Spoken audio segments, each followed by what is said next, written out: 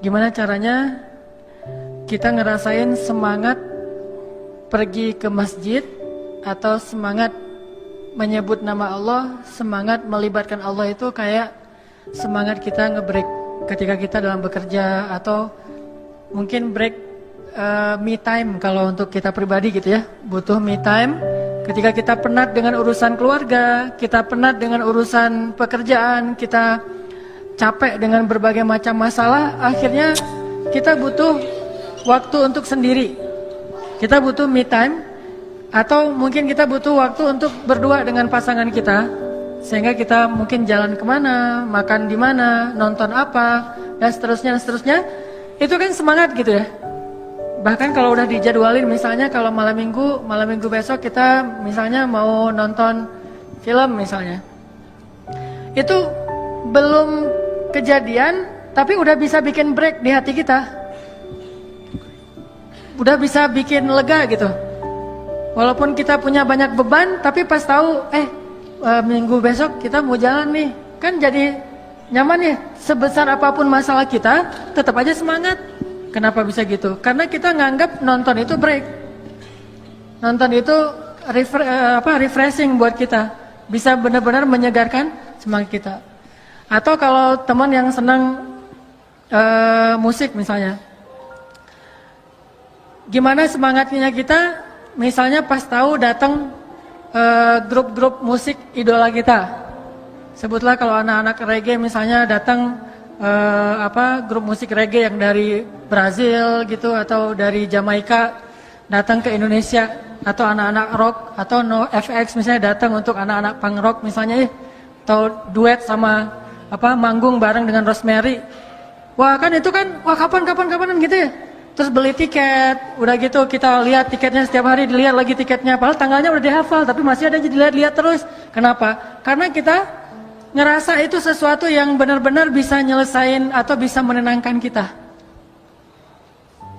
Atau siang hari ketika malamnya kita akan nonton bola final Liga Champion antara Real Madrid melawan Manchester United misalnya.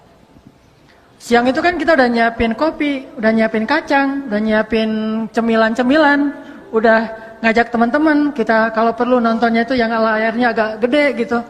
Nontonnya bareng-bareng, gak akan tidur. Wah, kita udah planning, udah bikin rundown-nya, udah bikin itinerary-nya, kita bakalan ngapain, sehingga siangnya aja kita udah semangat gitu. Padahal nontonnya masih ntar malam, tapi dari siangnya kita udah semangat. Dan kita akan ngelakuin hal-hal yang mungkin bagi orang, ngapain sih gitu-gitu amat, bagi kita asik tuh. Kenapa? Karena kita nganggap itu sesuatu yang break, yang benar-benar ada semangat breaknya bagi kita, ada semangat seru, nyantai, asik, nyaman buat kita. Orang nonton Persib misalnya, sebagai orang Bandung kan, kalau Persib lagi main, apalagi lawannya tetangga misalnya kan nih, wah itu kan semangatnya semangat perjuangan 45 kan, rela mati itu. Udah gitu kita hujan, panas, nggak penting, nggak ada cerita kenapa nggak ikut nonton Persib, hujan, itu nggak pernah dengar kan? Malu malah kalau dia ngomong nggak nonton Persib gara-gara hujan. Jadi nggak ada alasan hujan. Walaupun sholat di masjid itu sebetulnya hujan itu alasan yang dibolehkan dalam agama untuk tidak ke masjid loh. Ada nggak alasan bagi teman-teman bobotoh hujan nggak perlu nonton di stadion, nonton di rumah aja? Nggak kan? Saking luar biasanya semangat kita untuk nonton di stadion bola. Jadi hujan malah makin seru. Makin hujan itu makin keren gitu. Hujan tiketnya habis, itu bukan masalah. Mau hujan, mau tiketnya habis, mau jalannya jauh dari luar kota dan segala macam, mau misalnya dihadang sama musuh atau apapun istilahnya, itu bukan masalah. Kenapa? Kita nganggap itu sebagai sesuatu yang seru buat kita. Bisa nggak kita punya semangat yang kayak gitu ketika kita mendengar suara azan? Atau yang paling dekat gini deh, bisa nggak ya setiap waktu azan itu semangat kita mendengar atau menunggu waktu azan tuh kayak semangat kita nunggu azan maghrib ketika sedang berpuasa. Tuh kan azan paling indah tuh kan azan maghrib ketika bulan puasa ya. Itu azan paling indah. Gimana pun muazinnya biasa aja, itu nggak masalah. Kalau azan yang lain kan kita kadang-kadang sok-sok mengkritik muazin gitu, muazinnya nggak enakan, saya malas ke masjid, alasannya muazin. Tapi kalau buka puasa, mau muazinnya kakek-kakek, anak kecil yang baru belajar, Malah kita bersyukur kalau ada anak kecil yang iseng belajar azan jam 5 lebih dikit gitu, Allahu Akbar, wah buka gitu. Ada alasan, nanti pas ternyata salah, ya nggak apa-apa, udah makan, alhamdulillah gitu kan. Azan paling indah itu azan maghrib ketika puasa, hari Senin, hari Kamis, bulan Ramadan, tanggal 9 Zulhijjah, itu azan maghrib terindah yang kayaknya yang nggak tahu saya doang atau teman-teman ngerasain juga. Saya mah ngerasain itu azan maghrib paling indah, ditunggu-tunggu gitu. Nih azan, kok belum azan aja, padahal udah mau gelap nih. Lihat jam, dikit-dikit lihat jam, pengen banget azan, begitu azan langsung. Malah belum azan juga udah dipegang di sini nih. Begitu udah mendekati azan taruh di sini, pas azan langsung. saking udah nggak sabaran nunggu azan. Bisa nggak kita punya semangat menunggu azan yang kayak gitu, tapi untuk waktu-waktu yang lain? Menjelang zuhur, kok belum azan ya? Aduh, bentar lagi mau azan harusnya nih. Kok belum dikumandangin azan? Langsung wudu, datang ke masjid, nungguin. Bayangin, ada seorang tabi'in. Ini dikenal dengan istilah Sayyidut Tabi'in. Pemimpinnya para tabi'in. Namanya Sa'id Ibnu Al-Musayyib atau Al-Musayyab.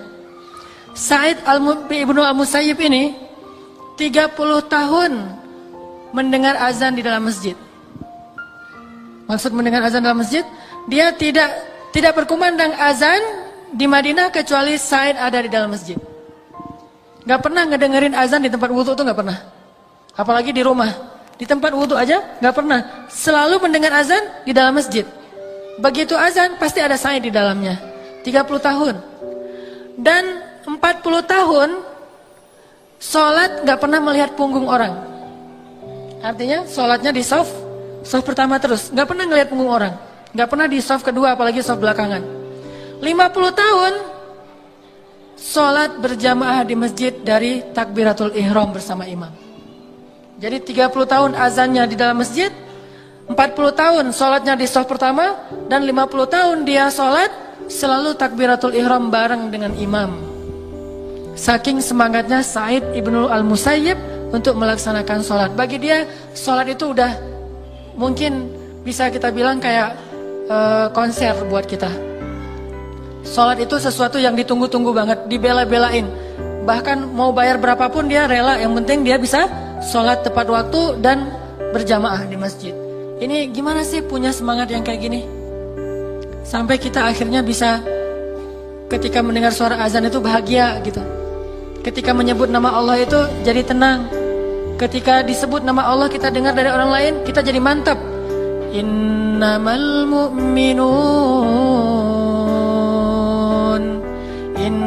mu'minun alladzina idza dzukirallahu wajilat qulubuhum.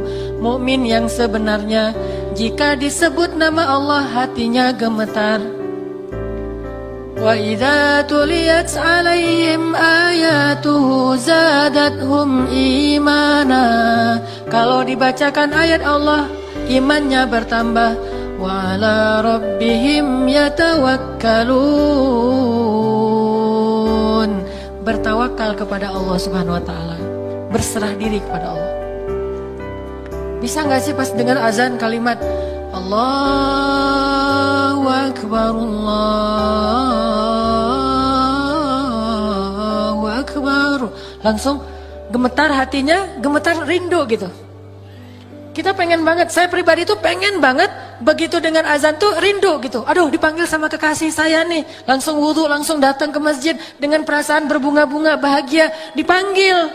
Kayak kita di miss call oleh calon kita.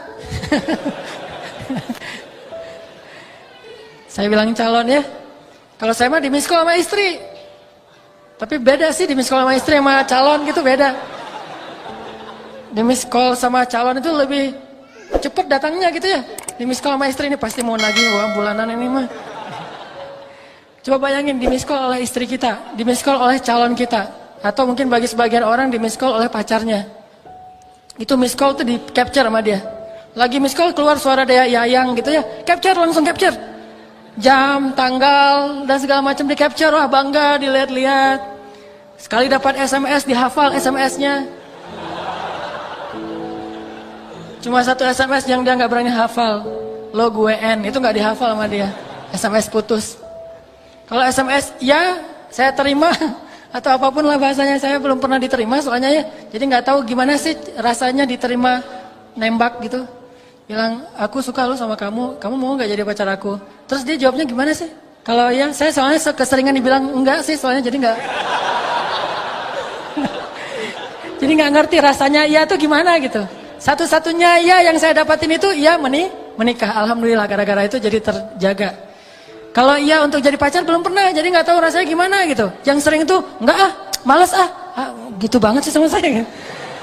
Jadi gimana bahagianya kita mendapatkan panggilan dari orang yang menurut kita cintai, kekasih kita, idola kita dan seterusnya. Bayangin nggak usah kekasih, idola kita aja nge-like postingan kita kan bahagia banget tuh.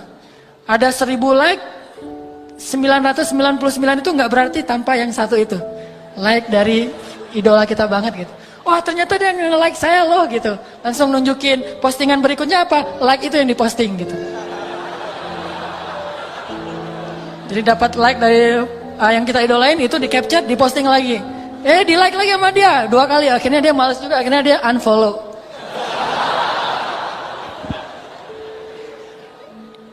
Gimana caranya biar kita bisa punya semangat kayak gitu? Ketika mendengar suara azan. Pertama, kita harus belajar butuh sama Allah. Karena kalau kita butuh, pasti kita akan nunggu-nunggu nih.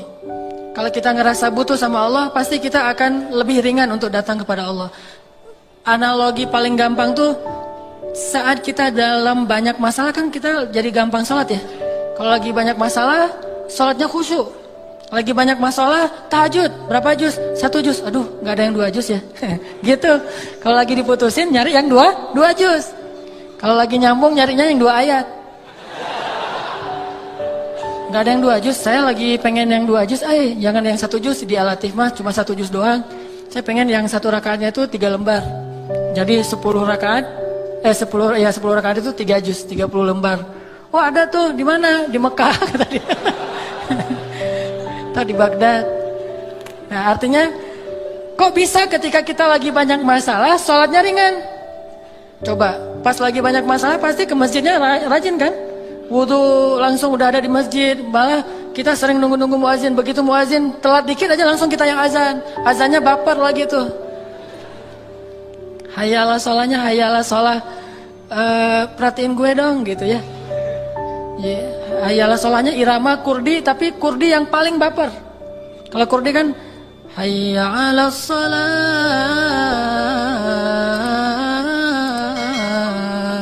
Ini lebih baper dari itu. Sampai ada serak-serak basahnya. Udah gitu saking bapernya panjang, keputus lagi napasnya, di akhirnya gitu. Ini semangat ke masjid. Kok bisa? Karena kita ngerasa butuh sama Allah. Ya Allah, lembutkanlah hati bapaknya supaya bapaknya itu butuh kan? Jadi semangat. Lagi banyak hutang, ya Allah mudahkanlah saya dalam membayar hutang. Kalau perlu tolong lembutkan hati orang itu supaya melunaskan hutang saya. Gitu.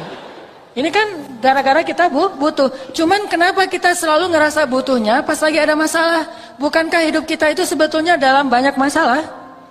Dan masalah itu sebagian besarnya kita belum sadari karena belum terjadi mungkin.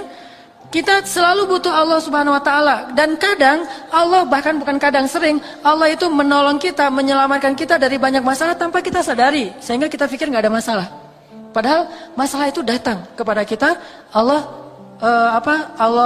bentengi kita dengan sholat kita yang sebelumnya. Sehingga pas masalah datang, akhirnya dia mental lagi. Datang lagi masalah, hilang lagi, datang lagi. Itu lebih sering daripada masalah yang udah datang kepada kita, kemudian Allah angkat setelah kita ngerasain.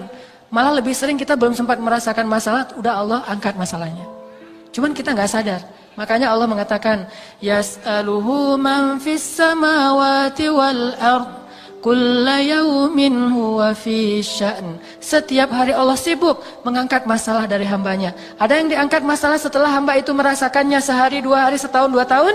Ada yang diangkat masalah itu sebelum hamba itu merasakan masalah ini. Jadi Sering justru Allah itu sebetulnya menghindarkan kita dari masalah, menghindarkan kita dari kecelakaan, menghindarkan kita dari musibah, menghindarkan kita dari kerugian, menghindarkan kita dari sakit, penyakit. Sering menghindarkan kita dari banyak hal. Cuman Allah gak pernah ngomong gini, hei hambaku, ini udah ya satu masalah aku hindarin nih. Kamu bersyukur gak sih? Ya bersyukur Allah, alhamdulillah gitu. Terus ini hambaku, kalau Allah mau ngomong kayak gitu, kayaknya kita gak sempat ngapa-ngapain. Kenapa? Sehari mungkin 1000 kali Allah akan ngomong kayak gitu kepada kita. Dihindarkan. Baik masalah yang menimpa kita secara personal ataupun masalah yang menimpa kita secara kolosal. Baca deh sains tentang astronomi. Dalam semalam itu berapa asteroid atau komet atau bintang jatuh ke bumi yang terhindar oleh kebesaran Allah Subhanahu wa taala. Bayangin ukuran mobil aja. Walaupun ukurannya gede terus sampai bumi karena terkikis oleh gravitasi jadi seukuran mobil kena rumah kita, kan lumayan tuh. Bayangin, kalau Allah tidak menghindarkan. Makanya Allah mengatakan di dalam Al-Quran, bagaimana kami menjaga kalian dari langit dan dari bumi. Di dalam surat Al-Muluk. Apakah kalian merasa aman? Padahal Allah Subhanahu Wa Taala lah yang menjaga kalian di langit dan di bumi. Terus siapa yang memberi kalian minuman, memberi kalian udara dan segala macam. Allah tuh banyak ngasih kebaikan buat kita. Yang harusnya kemarin kita ketularan dengan penyakit seseorang, tapi Allah hindarkan kita nggak ketularan, yang ketularan teman kita. Akhirnya kita jadi menjenguk dia, bukan dia yang menjenguk kita. Kok bisa? Kita nggak sadar aja. Bukankah kita sering harusnya menjenguk teman, dijenguk oleh teman kita, malah kita yang menjenguk dia kan ya? Sama kayak saya sama teman pergi misalnya lagi ke Batu Karas. Ternyata kita sama-sama digigit nyamuk di sana mah. Nyamuk apa? DBD. Pas udah digigit nyamuk pulang, baru di jalan dia udah sakit. Akhirnya pas sampai di Bandung saya ngejenguk dia. Walaupun seminggu kemudian dia jenguk saya sih. Tapi setidaknya harusnya mungkin bukan saya doang, saya, dia dan beberapa teman yang lain rata-rata pernah kegigit nyamuk lah karena di sana banyak nyamuk. Cuma kenapa kita berdua doang yang sakit walaupun dia duluan kemudian saya. Bayangin kalau yang lain juga kena. Yang lain yang nggak kena DB itu mungkin ngerasa saya mah nggak kena sakit. Padahal mungkin dia pantas juga untuk dirawat di rumah sakit, tapi Allah menghindarkan musibah itu dari dia. Dia aja nggak sadar. Dan itu sering terjadi dalam hidup kita. Maka kita harus selalu ngerasa butuh 24 jam dalam sehari, setiap detik kita butuh kepada Allah. Sehingga setiap kali Allah panggil, dah saya emang butuh sama Allah, udah datang ke Allah. Apalagi memang nyata-nyatanya secara zahir, emang kita punya banyak masalah. Wajah-wajah kita kan wajah-wajah bermasalah nih. Banyak masalah gitu. Ketika kita lagi ngerasa sangat banyak masalah, maka sholat itu harusnya benar-benar jadi break kita dari masalah-masalah kita. Nggak nyaman hatinya, perasaannya, lagi tadi mungkin baru rame dengan pasangan, baru dimarahin sama orang tua, baru ada masalah sama teman, baru ngalamin sesuatu yang nggak nyaman. Hayalah sholat, udah datang aja ke Allah karena ngerasa butuh. Karena kita yakin begitu kita datang kepada Allah, kita libatkan Allah, Allah akan ikut menolong kita dalam masalah kita. Itu pasti. Tapi kalau kita nggak pernah ngelibatin Allah, nggak usah nuntut-nuntut Allah. Allah akan bilang, emangnya kamu ngelibatin saya? Bukankah kamu nggak pernah datang ketika saya panggil? Atau datangnya males-malesan, sekedar menunaikan kewajiban doang dan itu juga belum tentu sah? Coba datang sebagai orang yang butuh kepada Allah, pasti kita akan ngerasa lebih nyaman. Lebih semangat untuk sholat. Dan kalau perlu gini aja nih, begitu azan ingat masalah. Apa yang kita pengen, masalah mana yang kita pengen tuntasin dulu. Pas Allahu Akbar, Allahu Akbar. Wah, saya pengen lamar kerja. Datang ke Allah, Allah saya pengen dapat kerjaan yang halal. Udah. Besok Allahu Akbar, Allahu Akbar. Saya baru ketemu cewek, cuma saya nggak tahu namanya, nyari di mana ya? Ya tanya ke Allah aja deh, gitu. Datang ke Allah, ya Allah, mudah-mudahan saya ketemu lagi dengan dia. Kalau kedua kali ini saya nggak akan sia-siakan nih kesempatannya nih, langsung PDKT kenalan gitu ya. Yang pertama tadi kan agak-agak jaim, lihat-lihat sekali atau ngelihatnya lewat spion. Tapi kalau yang ini mah, wah udah nggak ada basa-basi, Neng, boleh tukar nomor HP gitu. Ya boleh, ternyata dia kasih nomor handphonenya, nomor handphone yang udah expired. Pas ditelepon nomornya tidak terpasang gitu ya. Jadi akhirnya nggak nyambung. Minta ke Allah, terus Allahu Akbar lagi. Saya pengen punya anak. Allahu Akbar lagi. Saya pengen apa gitu. Setiap Allahu Akbar minimal belajar ada pengennya dulu nih. Dan insya Allah selalu kita butuh Allah. Dan gak usah khawatir, pedagang banget sih, asal datang ke Allah minta sesuatu. Gak masalah, Allah itu suka dimintai, Allah itu suka dicurhatin, Allah itu suka kalau hambanya itu merengek di hadapan Allah. Istilah bahasa Arabnya itu ilhah. Allah itu suka kepada hamba yang suka ilhah, merengek. Allah gitu ngomong, ada apa ya abdi, ada apa? Allah, ini ada masalah dikit nih. Kenapa? Aduh, saya mah jerawatan. Allah, gimana ya caranya? Ini bukan main-main ya. Kenapa? Karena Nabi bilang apa? Mintalah kepada Allah walaupun garam. Jadi kalau urusan sepele kayak garam aja minta ke Allah, apalagi urusan jerawat, kan itu lebih berbahaya itu. Menentukan nasib kita kan jerawat mah ya. Apalagi jerawatnya gede di hidung satu, di ini satu, kelihatan banget. Kan menentukan nasib banget. Kamu orangnya jorok, gak mau sama kamu kan gitu ya. Makanya jerawat itu bukan masalah sepele. Kalau garam aja kita minta sama Allah, apalagi bab jerawat. Allah, kenapa wahai hambaku pengen langsing, gitu. Pengen langsing minta sama Allah. Allah, kenapa hambaku pengen ada kumis, udah pakai wadoyok belum keluar-keluar juga, gitu. Minta sama Allah. Bukan kumis, mungkin janggut kali ya. Saya pengen ikut sunnah ya Allah, cuman saya mah bukan ingkar sunnah, memang nggak ada kumis ya Allah, udah nggak ada janggut, udah dikasih banyak segala macam kemiri, wadoyok, segalanya belum keluar juga sehelai gini ya Allah, malah jadi aneh gitu. Malah jadi aneh. Minta kepada Allah walaupun gak garam. Tapi bukan bermain-main dengan Allah. Karena kita ngerasa Allah mah tempat segala meminta. Semuanya ada di sisi Allah.